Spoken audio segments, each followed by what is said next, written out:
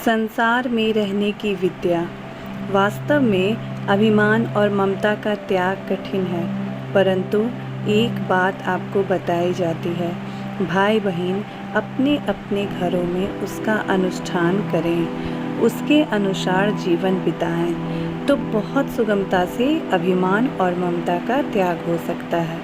घरों में प्रायः दो बातों को लेकर लड़ाई होती है, काम धंधा तुम करो और चीज़ वस्तु मैं लूँ।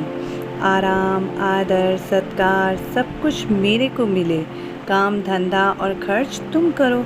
इन बातों को लेकर खटपट चलती है। इनको उलट दिया जाए, अर्थात काम धंधा मैं करूं, आप आराम करो। आदर, सत्कार, मान, प्रशंसा ये लेने की नहीं, देने की है, तो दूसरों को आदर करें, मान दें, आराम दें, सत्कार दें, उनकी आज्ञा का पालन करें, उनको सुख पहुंचाएं। ऐसे आपस में किया जाए तो प्रेम बढ़ता है। मनुष्य का स्वभाव है कि वह अपने मन की बात पूरी करना चाहता है और अपने मन की ही होने से राजी होता है। धन की, मान की, बड़ाई की, जीने की कामना होती है, परंतु इन कामनाओं में मूल कामना यह है कि मेरे मन की बात हो जाए। यह बात बढ़िया नहीं है। अपने मन की बात का आग्रह छोड़कर औरों के मन की बात करता चला जाए तो निहाल हो जाए। केवल दो बातों का ख्याल करना है, उनकी बात न्याय युक्त हो और अपनी सामर्थ्य में हो। इसका एक सरल उपाय है, यह निश्चय कर लें कि हमें संसार से लेना नहीं है, संसार की सेवा करनी है। क्यों करनी है? क्योंकि पहले किया है, इसलिए अब देना है। पहले बहुत लिया, अब सिर्फ देना है। संसार को देना है, संसार से लेना नहीं है। एक मार्मिक बात बताएं, आप ध्यान देकर सुने। मानव शरीर परमात्मा की प्राप्ति के लिए मिला है। संसार में रहने की एक रीति है, उस रीति को हम धारण करें तो परमात्मा की प्राप्ति बहुत सुगमता से हो जाए। हर एक काम करने की एक विद्या होती है, यदि उसके अनुसार काम करते हैं तो वह काम पूरा हो जाता है। संसार में रहने की भी एक विद्या है, तो उस विद्या को जानना चाहिए। उस विद्या को काम में लें तो बड़ी सुगमता से संसार में रहेंगे और संसार को पार कर जाएंगे। वह विद्या क्या है? जिसके साथ जो संबंध मान रखा है, उसके अनुसार बड़ी तत्परता से अपने कर्तव्य का पालन करें और उससे अपनी कोई भी इच्छा न रखें, कामना न रखें, वासना न रखें। अपने लेना नहीं है, देना है। यह शरीर है, संसार से सुख लेने के लिए नहीं मिला है। एही तन कर फल विषय न भाई। शरीर का फल तो सेवा करना है। माता के लिए पुत्र बनो तो सपूत बनो। माँ की सेवा करनी है। माता के पास जो रुपए हैं, गहने हैं, कपड़े हैं, तो यही कहो कि माँ जो तुम्हारे पास है उसे हमारी बहन को दे दो, छोटे भाई या बड़े भाई को दे दो। मेरे ऊपर तो एक ही कृपा करो कि सेवा मेरे से ले लो। यह शरीर मिला किससे है? माँ से मिला है, माँ से पालना हुआ है। आप कितने भी विद्वान हो जाएं, बचपन में बैठना नहीं आता था, माँ ने बैठना सिखलाया, चलना सिखाया, उंगली पकड़कर भोजन करना नहीं आता था, माँ ने बिठाकर मुंह में ग्रास दिया, भोजन करना सिखाया। यह दशा थी बहनों की और भाइयों की भी। उस अवस्था में माँ ने पालन किया और बड़े बड़े कष्ट सहे। खेल में इधर उधर जाते, तोड़ फोड़ करते, वृक्षों में उलझते, बिच्छू को भी पकड़ने को दौड़ते, आग में हाथ डालना चाहते, माँ ने रक्षा की। टट्टी पेशाब करते समय ही लकीर खींचने लगते। अब ऐसा देखकर मन खराब होता है। उस समय तो होश नहीं था कुछ भी। यह सब माँ ने ज्ञान करवाया। बड़ी विलक्षणता से माँ ने पालन किया। कभी कभी भाई लोग अभिमान में आकर कह देते हैं कि क्या बड़ी बात है। उनसे मैं कहता हूँ, बच्चों को 2 दिन गोद में रख कर देखो, माँ में मातृत्व शक्ति है, तब हमारा पालन हुआ। इसलिए जितनी अपनी सामर्थ्य हो माँ बाप की सेवा करो। जो नहीं जानते कृपा कर उन्हें समझाओ कि बड़ों का आदर करो। जो माँ बाप का आदर नहीं करते उनका भगवान भी आदर नहीं करते, कोई उनका विश्वास नहीं करते, क्योंकि जो माँ बाप का नहीं है वह किसका होगा। माँ बाप की सेवा करने से भगवान राजी होते हैं। आज्ञा पालन करने से सिद्धि प्राप्त होती है, अर्थात परमात्मा की प्राप्ति होती है। इस कारण भाई बहनों को आज्ञा पालन करना चाहिए। आज्ञा पालन करने से क्या होगा? उनकी सेवा होगी, हम निरअहंकार हो जाएंगे। चीज वस्तुओं से उनकी सेवा करने से निर्मम हो जाएंगे। जितनी जितनी चीज़ों को सेवा में लगा देंगे उतनी ही उनसे ममता दूर हो जाएगी, और जितना परिश्रम करोगे उतना अपना अहंकार नष्ट हो जाएगा। आराम, बुद्धि और अपने में बड़प्पन का अहंकार पतन करने वाले हैं। संसार की सेवा करते करते अभिमान को सुगमता से दूर कर सकते हो। ऐसे ही समान उम्र वालों की सेवा करो। छोटी अवस्था वाले हैं उनकी भी सेवा करो। छोटों का पालन पोषण करना भी सेवा है। सदाचार की शिक्षा देना भी सेवा है। वे उम्र भर सुख पाएंगे, इसलिए बालकों को अच्छी शिक्षा दो। बेटा बेटी को अच्छी शिक्षा दो जिससे वे अच्छे बन जाएं। ये माताएं चाहे तो संसार का कल्याण कर सकती हैं, क्योंकि हम जितने भाई बहन हैं ये सबसे पहले माँ की गोद में आते हैं। माँ की गोद में खेलते हैं, माँ का दूध पीते हैं, माँ के स्वभाव का असर पड़ता है। महिलाएं जैसे प्रकृति की होंगी वैसी ही बालक बालिकाएं होंगे। बच्चे वैसे ही नागरिक बनेंगे, बड़े होकर वैसा ही वह देश बनेगा। माँ छोटी अवस्था में जो शिक्षा देती हैं वह बहुत काम करती है, क्योंकि बचपन में पड़े हुए संस्कार बहुत काम करते हैं। अतः माताएं चाहे तो देश का बड़ा सुधार कर सकती हैं। माताओं में मातृत्व की शक्ति होती है, ये उसका उपयोग करें। भगवान ने इन्हें शक्ति दी है। ये छोटी छोटी बालिकाएं हैं, ये भी अपने भाई बहन जैसा पालन करती हैं। बड़े लड़के अपने भाई बहन का वैसा पालन नहीं करते। आप छोटे भाई बहनों को बड़े भाई की गोद में देख कर ले लो। बहनें बड़े प्यार से पालन करती हैं। बहनें अपनी चीज़ें भी छोटे भाई बहनों को खिला देंगी। भाई अपने आप खा जाएगा और उनका भी खा जाएगा। बालिकाओं के हृदय में यह भाव नहीं आता, यह चीज़ तो मेरी है, मैं क्यों दूँ। तो यह भाव क्यों नहीं आता? उसको पालन पोषण करने की शक्ति भगवान ने दी है। यह शक्ति माँ बनने के लिए दी है। यह जो शक्ति इन्हें दी है, यदि ये इस शक्ति का उपयोग करें तो बहुत सुगमता से निर्मल हो सकती हैं। इसका कारण यह है कि सबका पालन पोषण करना, सबकी रक्षा करना और सबको सुख देना, इनसे ममता दूर होती है। सेवा करने से अभिमान दूर होता है। यह बड़े ऊंचे दर्जे की बात कही गई है। अगर यह व्यवहार में आ जाए तो काम बन जाए। काम धंधा ठीक करें, चीज़ों को उदारता से बरतें, औरों को देवें। दो का आदर्श विशेषता से होता है, एक तो जो उपकार करते हैं और दूसरे जो बड़े बूढ़े पूजनीय होते हैं। बड़े बूढ़े हैं उनका आदर करें, आज्ञा माने। जो दीन हैं, रोगी हैं, अभावग्रस्त हैं, उनकी सेवा करें। दीन दुखियों में भगवान रहते हैं। यदि उनकी सेवा की जाए तो आपकी सेवा स्वीकार करने के लिए भगवान तैयार हैं। दीन दुखियों से घृणा मत करो, द्वेष मत करो, ईर्ष्या मत करो।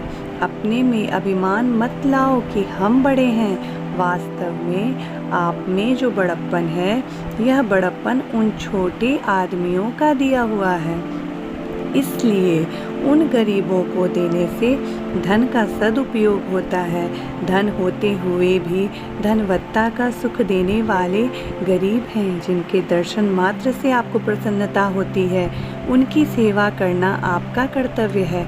बड़े बूढ़ों ने आपका पालन किया है, रक्षा की है, विद्या दी है, बुद्धि दी है, संपत्ति दी है।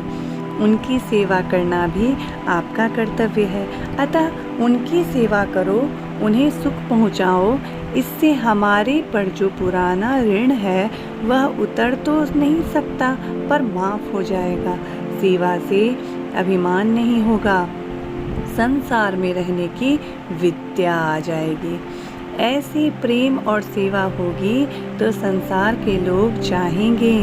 जो सेवा करने वाले हैं उनको सब लोग चाहते हैं। मनुष्य को चाहिए कि जहाँ कहीं रहे अपनी आवश्यकता पैदा कर दे। भाई हो, बहन हो, साधु हो या गृहस्थ हो, कोई क्यों न हो, अपनी आवश्यकता को जरूर पैदा कर दे तो वह संसार में बड़े सुख से रहेगा। आवश्यकता कैसे पैदा करें? एक तो हर समय अच्छे से अच्छे काम में लगे रहो। यह समय बड़ा कीमती है। इस समय के समान कोई चीज़ कीमती नहीं है। आप समय देकर विद्वान बन सकते हैं, समय देकर धनी बन सकते हैं, समय देकर बड़े कीर्ति वाले हो सकते हो, परिवार वाले हो सकते हैं।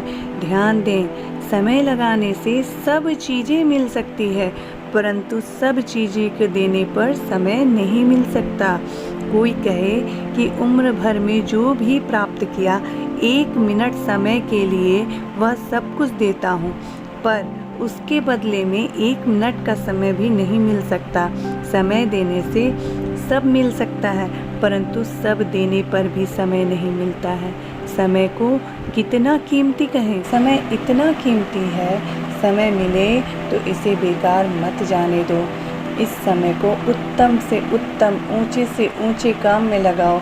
धन की लोग बड़े आदर के साथ रक्षा करते हैं, तिजोरी में बंद कर देते हैं। धन तो तिजोरी में बंद हो सकता है, पर समय तिजोरी में बंद नहीं हो सकता। समय देने से धन मिलता है, धन देने से समय नहीं मिलता। समय तो हर दम सावधान होने से सार्थक होगा, नहीं तो निरर्थक बीत जाएगा। जिन लोगों ने समय का आदर किया है वे बड़े श्रेष्ठ पुरुष बन गए, वे अच्छे महात्मा बन गए। उन लोगों ने क्या किया? जीवन का समय भगवत चरणों में लगाया है। संसार के भोगों से विमुख होकर परमात्म तत्व जानने के लिए समय लगाया है। वे संत और महात्मा बन गए। समय के बराबर कोई कीमती चीज़ नहीं है संसार में। लव मात्र का सत्संग हो जाए, साधु महात्मा का संग हो जाए, भगवान का संग हो जाए, प्रेम हो जाए, भगवान में आकर्षित हो जाए, वह समय सबसे ऊंचा है। अतः इस समय को उत्तम से उत्तम काम में खर्च करो। स्वाध्याय करो, जप करो, कीर्तन करो, सेवा करो, अच्छी पुस्तकों का पठन पाठन करो। विषय भोगों में ताश, हंसी, दिल लगी, नाच, तमाशा, सिनेमा, बीड़ी, सिगरेट आदि में समय बर्बाद मत करो। बीड़ी सिगरेट पीते हैं, चीलम पीते हैं, आप जरा विचार करो, आपके पास जो समय है उसमें भी आग लगाते हो, धुआं करते हो, धुआं हो गया। धुआं आपका जो समय है उसमें भी आग लगती है। 5-7 मिनट आपने बीड़ी सिगरेट पी तो उस समय में भी धुआं लग गया। पैसे गए, समय गया, स्वतंत्रता गई। राम राम राम राम। अरे फ़ायदा क्या हुआ? किसी तरह का फ़ायदा नहीं। जो नहीं पीते हैं उन्हें आपने गंदगी दे दी, उनकी नाक में भी धुआं चढ़ गया। एक संत ने किसी से पूछा, महाराज आप बीड़ी पीते हो?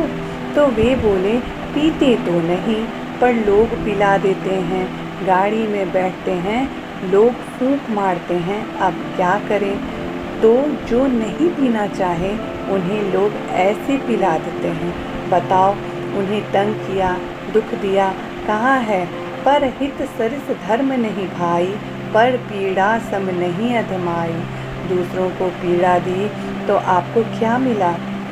दूसरों की स्वतंत्रता में भी बाधा डाल दी और आप सदा के लिए परतंत्र हो गए, वह भी धुएं की। ऐसे निकम्मे काम में समय लगाया। राम राम राम। यह समय भगवान के लिए लगाओ, भगवान मिल जाएं, भक्त बन जाओ।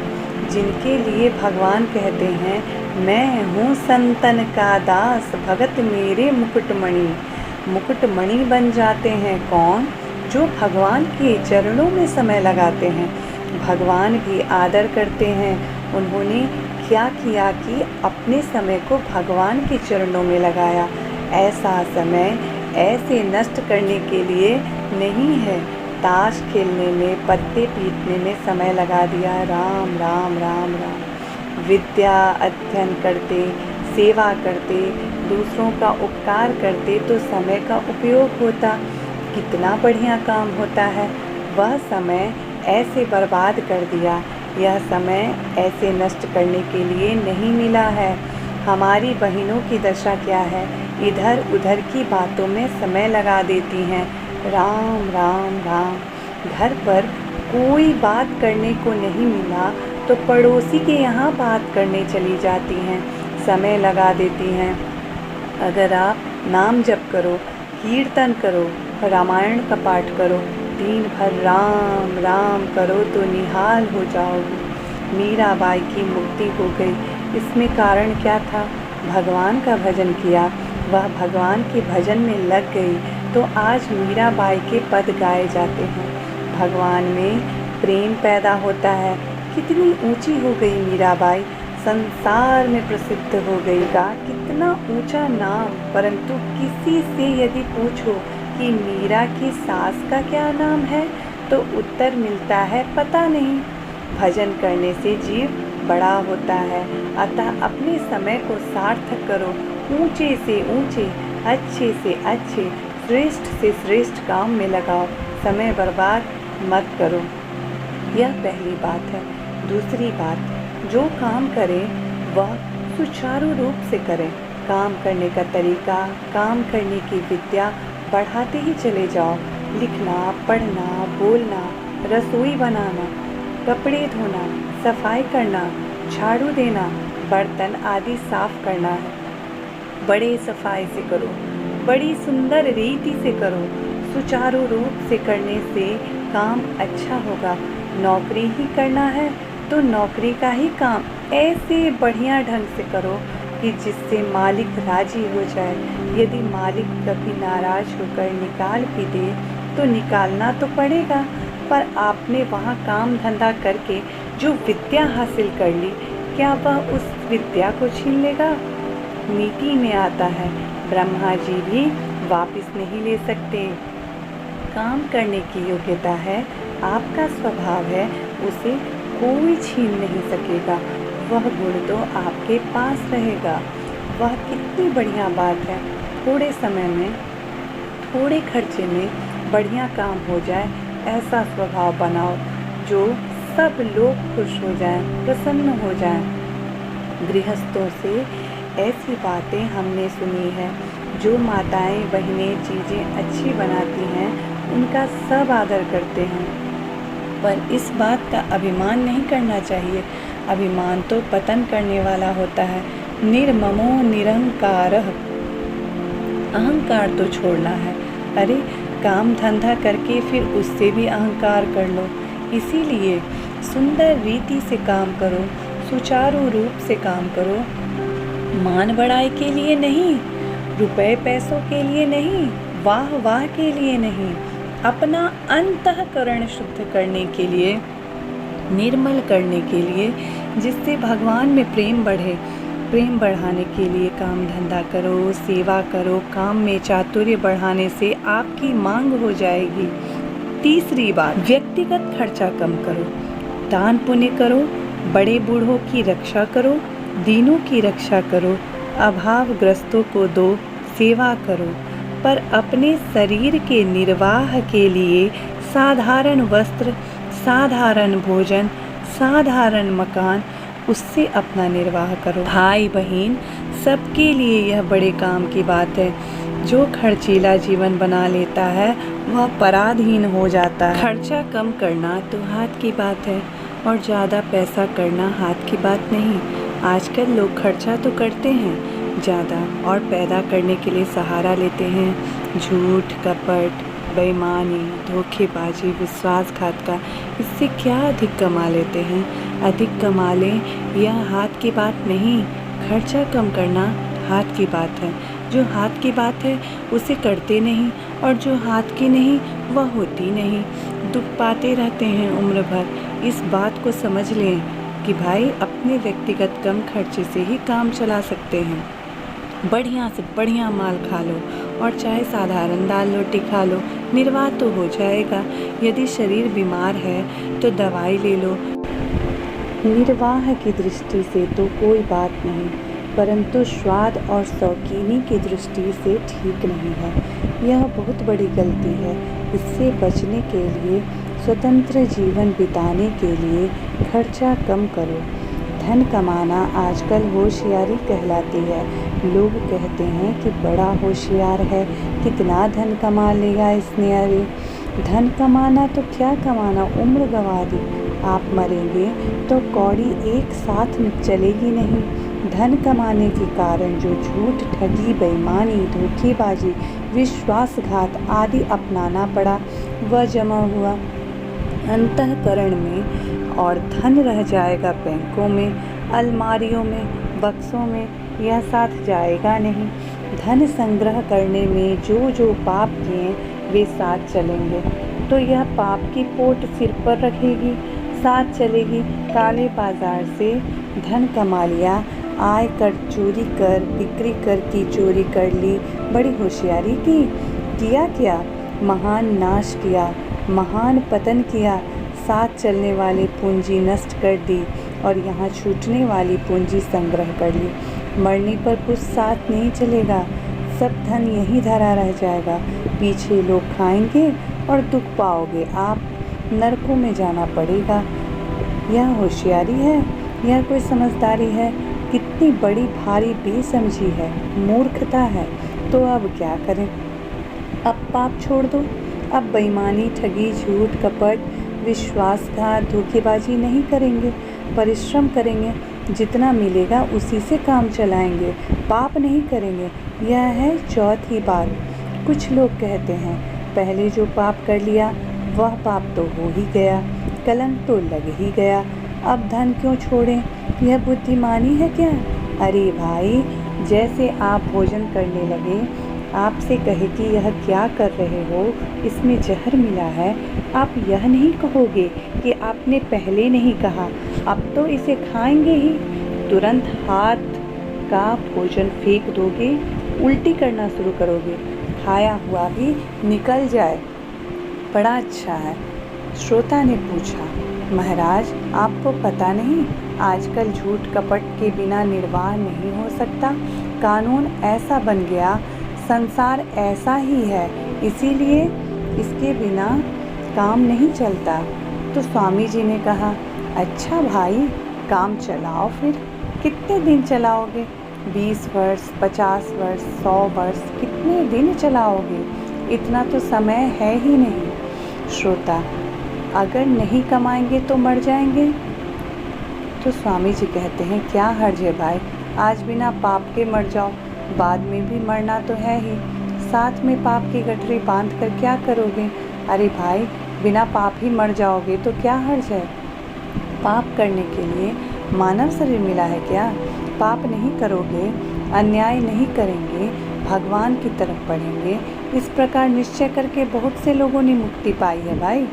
समय अच्छे काम में लगाओ, उत्तम काम करो, नीचा काम मत करो। हर भाई बहन को चाहिए कि पाप नहीं करे, अंतःकरण को मैला ना करे। सज्जनों, अंतःकरण को निर्मल रखो, यह जीवन पवित्र हो जाए, इसीलिए यह मानव शरीर मिला है। अतः उत्तम से उत्तम काम में लगे रहना है, अन्यायपूर्ण काम नहीं करना है, ईमानदारी से अपना जीवन निर्वाह कर लेना है। आजकल शादी में लड़कों की नीलामी होती है। लड़की का पिता बेचारा स्वयं तो शर्माता है, दूसरों से कहता है कि उनके लड़का है, आप बात करो, हमारी कन्या से संबंध कर ले। पूछते हैं, अमुक की लड़की है, आप संबंध कर लो, जवाब में 15,000 रुपये। राम राम राम। आज ऐसी दशा है, कन्याओं का ऐसा तिरस्कार। ऐसे स्त्री जाति का तिरस्कार करना ठीक नहीं। किस बात पर हुआ? पैसों के बदले? अरे पैसे तो आज हैं, कल नहीं। पैसे तो नष्ट होने वाले हैं। कितनी बड़ी भारी दुख की बात है। पैसों के बदले मनुष्य का तिरस्कार बड़े पाप की बात है, अन्याय की बात है। भाइयों और बहनों से कहना है, लड़का ब्याहना तो गरीब घर की लड़की लो। वह काम धंधा करेगी, अच्छा व्यवहार करेगी। बड़े घर की लड़की काम धंधा तो करेगी नहीं, मालकिन बन जाएगी। जो धन दुख देकर लिया जाएगा वह धन आकर आग लगाएगा। गाय का दूध पीते हैं, उसे छानते हैं, कहीं रुआं न आ जाए। दूध तो प्रसन्नता से दिया जाता है। बाल टूटने से खून आता है। बाल आ जाए तो क्या हर्ज है? अरे रुआं एक भी टूटेगा तो गौ माता को दुख होगा। अतः दुख देकर ली हुई चीज़ बड़ी अनिष्टकारी होती है। लड़के वालों का कहना चाहिए कि हम धन नहीं लेंगे, हम तो केवल कन्या लेंगे। कन्यादान लेते हैं। कन्यादान लेना तो बड़ा दान है, बड़ा भारी दान है। क्यों लेते हैं? अभी हम लेंगे तो आगे भगवान हमें पुत्री देंगे तो हम भी कन्यादान करेंगे। ऐसा रिवाज है कि दहेज की चीज़ें घर में नहीं रखते, उसे कुटुंब में, परिवार में लगा देते हैं। बेटी को, ब्राह्मणों को, सबको बांट देते हैं। घर में कोई चीज़ न रह जाए ऐसे मिठाई आदि बांटते हैं। अपने पर तो कर्जा नहीं रहा, लोग सब राजी होते हैं। जो वस्तुएं मिली हैं उनका सदुपयोग किया जाए। लड़के लड़की का ठीक तरह से पालन किया जाए, अच्छी शिक्षा दी जाए, उनके अच्छे भाव बनाए जाएं, सद्गुणी सदाचारी बने। पैसे कमाने में तो आपको समय रहता है, परंतु बच्चे क्या कर रहे हैं, कैसे पल रहे हैं, क्या शिक्षा पा रहे हैं, इन बातों की तरफ आप ख्याल ही नहीं करते। अरे भाई, यह संपत्ति है असली। यह मनुष्य महान हो जाएगा, कितनी बढ़िया बात होगी। जितने जितने महापुरुष हुए उनकी माएँ बड़ी श्रेष्ठ हुई। ऐसी माताओं के बालक बढ़िया हुए, संत महात्मा हुए हैं। माँ का स्वभाव आता है बालकों में। इस कारण माताओं को चाहिए कि बालकों को अच्छी शिक्षा दे। माता सीता काम करती थी, रसोई बनाती थी। लक्ष्मण आदि थे, उन्हें बड़े प्यार से भोजन कराती थी। स्वयं खटकर परिश्रम करके सासुओं की सेवा करती थी। क्या वह छोटे घर की हो गई? सैकड़ों ही नहीं, हजारों दासियाँ थी, उनके सामने अपने घर का काम करती थी। लड़के में तो बेइज्जती नहीं समझती, घर के काम करने में बेइज्जती नहीं समझती थी। बड़े पतन की बात है। अतः अपना समय ठीक से लगाओ। अच्छी आदत बनने पर आपकी ग्राहकता हो जाएगी, सब आपको चाहेंगे, आपकी आवश्यकता पैदा होगी। घर के, बाहर के सब लोग चाहेंगे। और यदि ऐसा नहीं करोगे तो समय तो निकल जाएगा हाथों से और आदत बिगड़ जाएगी। बिगड़ी हुई आदत साथ चलेगी, स्वभाव बिगड़ जाएगा, यह जन्म जन्मांतरों तक साथ चलेगा। स्वभाव जिसने अपना निर्मल शुद्ध बना लिया, उसने असली काम बना लिया है। अपने साथ में चलने की असली पूंजी संग्रह कर ली है। स्वभाव को शुद्ध बनाओ, निर्मल बनाओ तो क्या होगा? ममता छूटेगी। सेवा करने से अहंकार छूटेगा। निर्मम निरंकार हो जाओगे। संसार का काम करते करते ऊंची से ऊंची स्थिति को प्राप्त हो जाओगे। बस लग जाओ, तब काम होगा। इसीलिए भाइयों बहनों से कहना है कि सत्संग सुनो और सुनने के अनुसार अपना जीवन बनाओ। ऐसा जीवन बनेगा तो जीवन निर्वाह होगा और मन में शांति रहेगी। निर्ममो निरंकारः स शांतिमगच्छति। महान शांति की प्राप्ति होगी। इस प्रकार भगवत गीता व्यवहार में परमार्थ सिखाती है। युद्ध के समय में कह दिया, सुख दुखे समे कृत्वा लाभा लाभो जया जयो ततो युद्धाय युद्धस्व नैनम पापम व पापससि। युद्ध से परमात्मा की प्राप्ति हो जाए। काम को भगवान को समझो, उत्साह से करो। सेवा करने वाला पवित्र हो जाता है। भगवान का भजन हरदम करते रहो, जिससे सद्बुद्धि कायम रहे, भगवान की याद बनी रहे। नारायण नारायण नारायण।